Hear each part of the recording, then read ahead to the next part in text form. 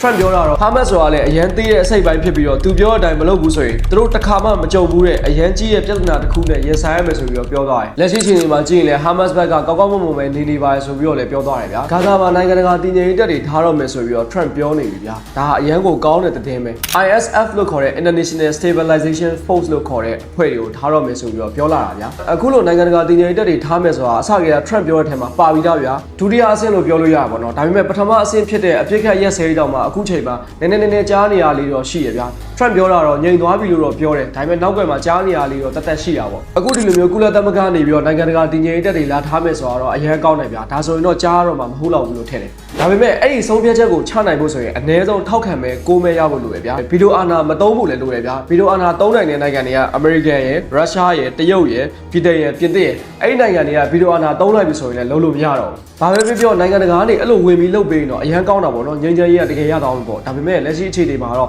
ဂါဇာမှာတော့နည်းနည်းလေးဖြစ်နေရလေးတော့ရှိတယ် Trump ဗီဒီယိုမှာထုတ်ပြောတာကျတော့ဂါဇာမှာအရန်အဆင်ပြေပြီးတော့ပြဿနာတွေတိတ်မကြားရသေးဘူးဆိုပြီးတော့ပြောတယ်ဗျာပြီးတော့ဂါဇာမှာစေနာဝန်ထမ်းလုပ်တဲ့နိုင်ငံတွေလည်းရှိတယ်တဲ့